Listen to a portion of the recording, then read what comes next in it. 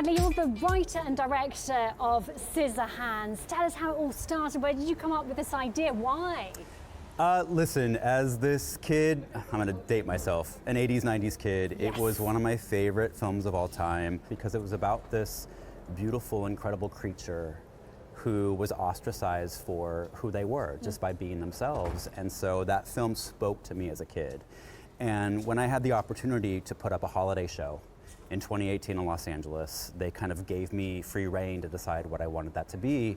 And so I took this great club in Los Angeles and I put up a musical version of Scissorhands and just modernized it, sort of brought it into the 21st century and took the film that I loved and added some other story to it and just paid this beautiful love letter tribute to a film that I loved more than anything. And that show kept selling out left and right in Los Angeles, and it just built and built and built, and suddenly we find ourselves in London. Talk to us about music, because you've got some massive hits from the 90s, from the noughties, some current smash hits as well. That's a massive part of this production, isn't it?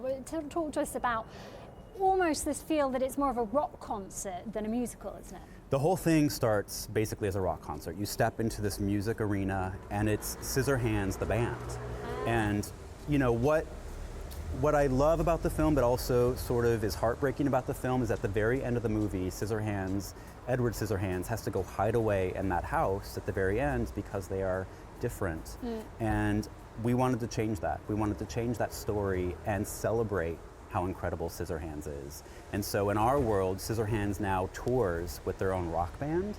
So that's where our story starts. And so that's why music has become so important to our show, because Scissorhands now leads a rock band. So yes, the natural progression is to find 90s and early 2000s music that really encompass that storytelling. Not to mention this incredible American rock star named Pat Benatar has written an original song with her husband Neil Giraldo for our show. So we've got this iconic Love is a Battlefield rock star who's now written an original song for our show. Jordan, you play Scissorhands and you've been with this production from the very beginning. I have. Tell us why this musical is so special.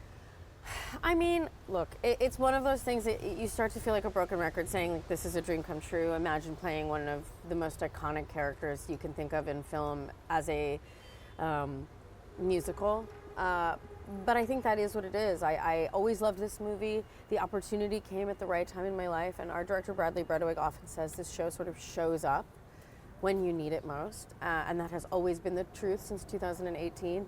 And you know, when he asked if I was interested in coming to do it, it seemed like such a simple yes. To bring this movie to life through music it just always made sense to me.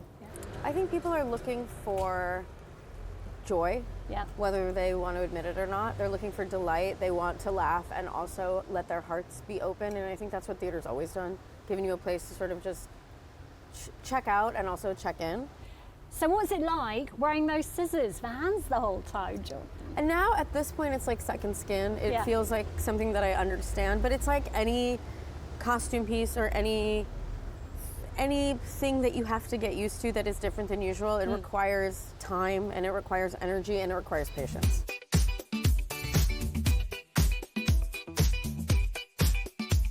There was something I really wanted to ask you. You yourself, Emma, you have had at least 4 Olivier nods yourself. You're a very successful stage actress and singer.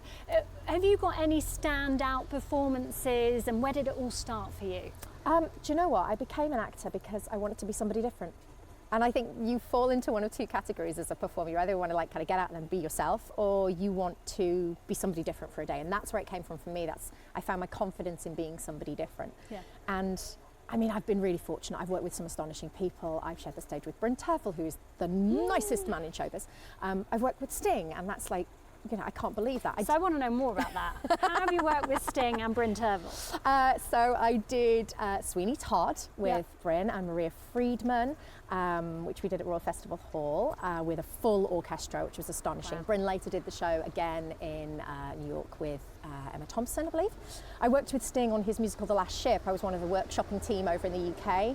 And because folk music and that kind of music is properly ingrained in my heritage, so that was an absolute joy to get to be a part of, particularly because he's someone that I've admired for so many years. Yeah. I did my first show with Michael Ball. I'm really fortunate that I've worked with all these incredible greats across the years, which was Chitty Chitty Bang Bang. A classic, an absolute classic.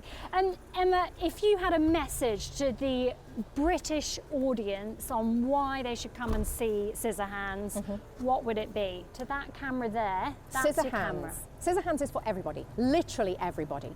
It's for the hims and the hers, the theys, the gays, everybody in between. Come, celebrate your differences, embrace them, and just come for a really great wild night out.